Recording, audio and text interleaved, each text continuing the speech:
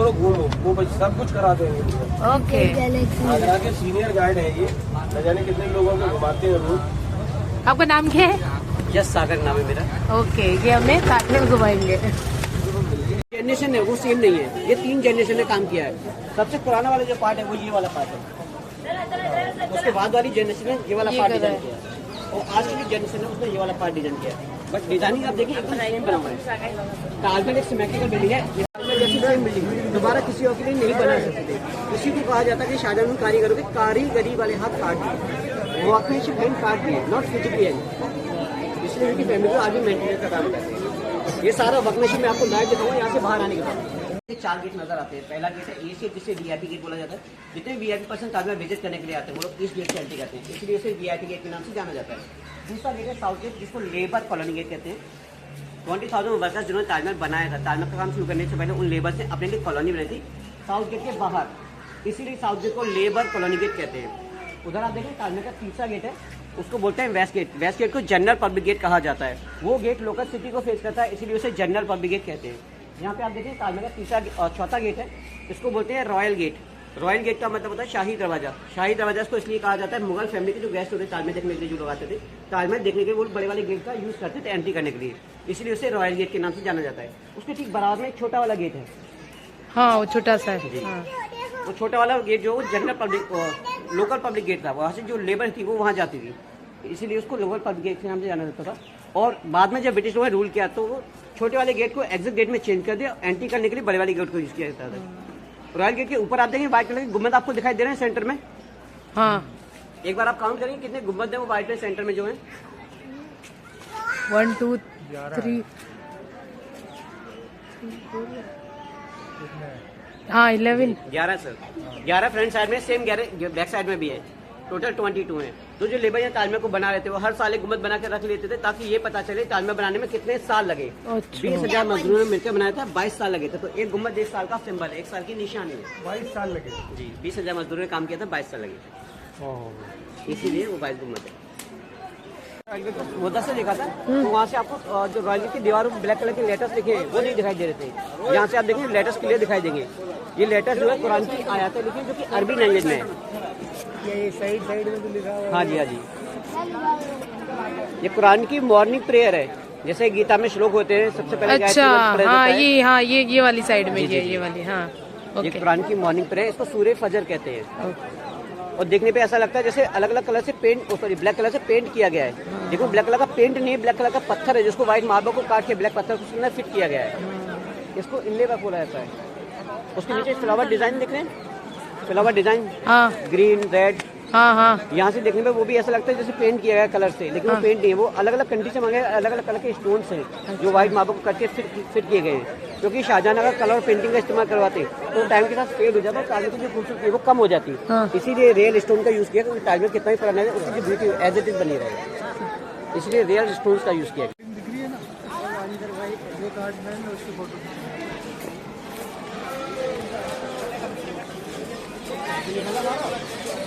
हाँ, खाने कर रहा हूँ। जाना है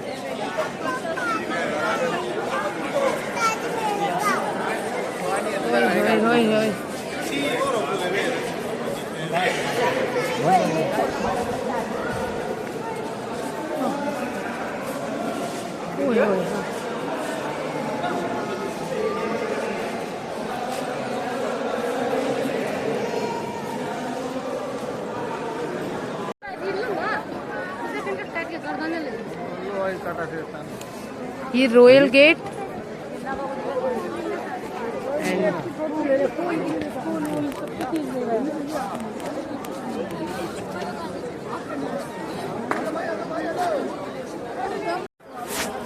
हाँ भैया बताएंगे। हाँ जी, यहाँ पे देखिए सर, उनको सर को रहने दो, आप सुनाओ।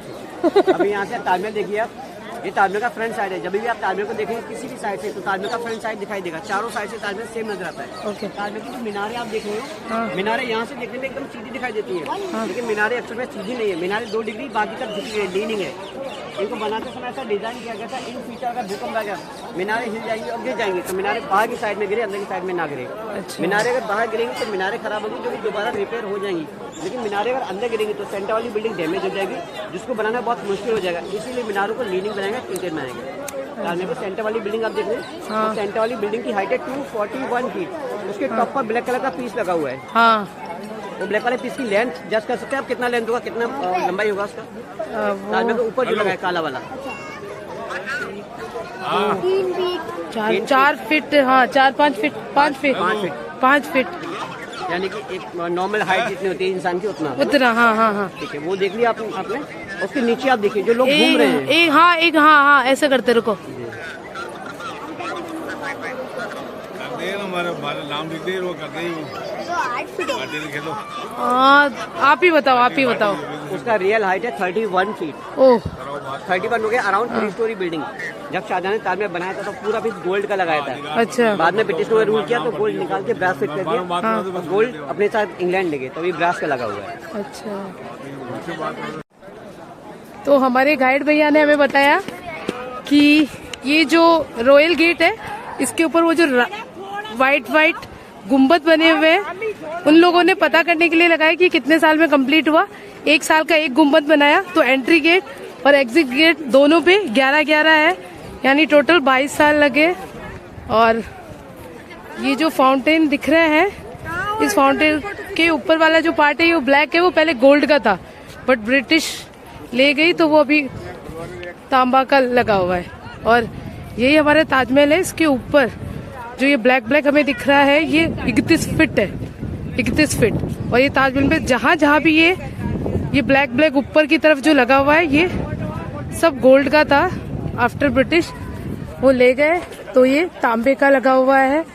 और इसके ये जो गुम्बद खड़े हुए हैं ताजमहल के चारों तरफ, ये जो बिल्डिंग टाइप वाइट जो खड़ा है, इन चारों से किसी के पास भी जाके आप खड़े होके ताजमहल को देखेंगे तो सेम दिखाई देगा।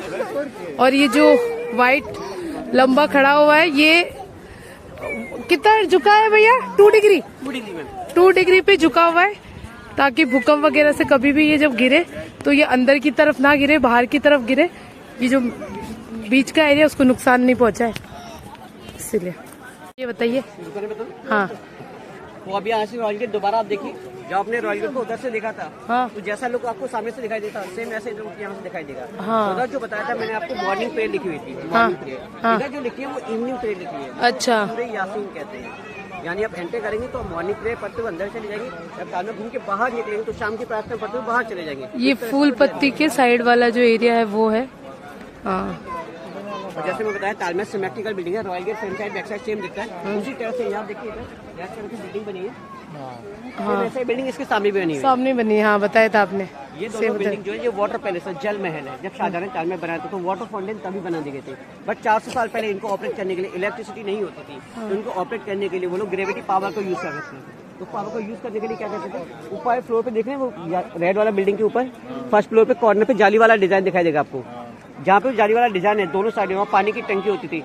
सेंटर में जो एरिया, वहाँ एक व्हील होता था, एक पहिया होता था, जिसको आदमी मैनुअली रोटेट करता था। वहाँ से पानी फ्लो के नीचे आता था, फिर सेंटर से पानी फ्लो के वाटर फाउंटेन से कनेक्ट होता था। इस तरह से रेगुलर उसको फ्लो करते रहते, वाटर फाउंटेन ऑपरेट होते रहते। जब कोई मुगल वीआईपी आते थे तभी इनको वाटर फाउंटेन को ऑपरेट किया जाता था, बाकी टाइम में बंद रहते थे। बाद में ब्रिटिशों ने रूल किया, जितने ब्रिटिश गवर्नर एम्पर आते थे उनके लिए वाटर फाउंटेन ऑन किया जाते थे, बाकी टाइम पे बंद रहते थे। अभी इंडियन गवर्नमेंट है, जितने इंडियन सेलिब्रिटी आते हैं इंडिया के अंदर से, इंडिया के बाहर से, उनके लिए वाटर फाउंटेन ऑन किया जाते हैं, बाकी टाइम पे बंद रहते हैं। ब्रिटिशों ने जब इंडिया पे रूल किया था तो उन्होंने मैनुअल सिस्टम हटा के इन वाटर फाउंटेन को इलेक्ट्रिसिटी से कनेक्ट कर दिया था। ये वाटर फाउंटेन सारे इलेक्ट्रिसिटी से ऑपरेट किए जाते हैं। हेलो,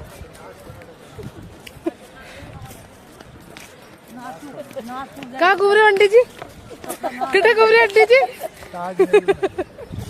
कितना घूम रही हो बाजी? ताजमहल। अच्छा, बाजी सुचार है। हाँ, बाजी सही है बस। याद में बनाया था।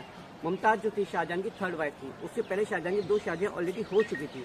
उन दोनों बेगम से शाहजहां को कोई बच्चे नहीं थे, अकेले मुमताज से उनको 19 साल में 14 बच्चे हुए थे। उन 14 बच्चों में से 8 बच्चों की डेथ हो गई थी, सिर्फ 6 बच्चे जिंदा थे।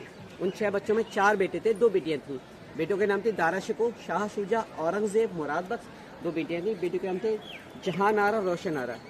जब शाहजहां को उनके बेटे औरंगजेब ने आगरे किले में बंद कर दिया तो जहान आरा जो उनकी बेटी थी अपने फादर की केयर करने के लिए उनके साथ ही आगरे किले में रहती थी। बाद में वही शाहजहां की डेथ हो गई। शाहजहां की डेथ होने के बाद ताजमहल के अंदर उनका मकबरा बाद में बनाया गया।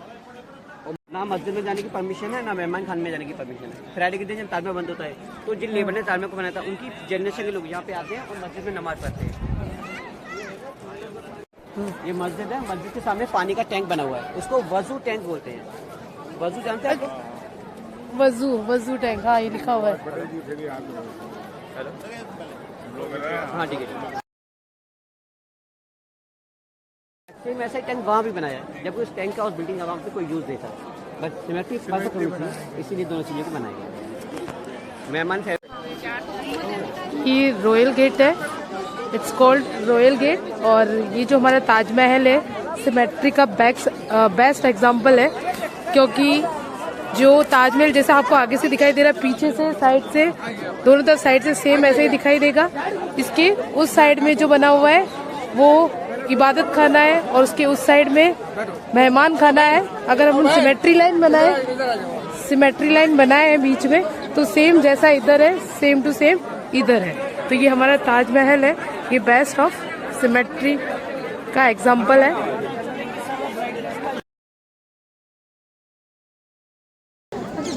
स्टार्ट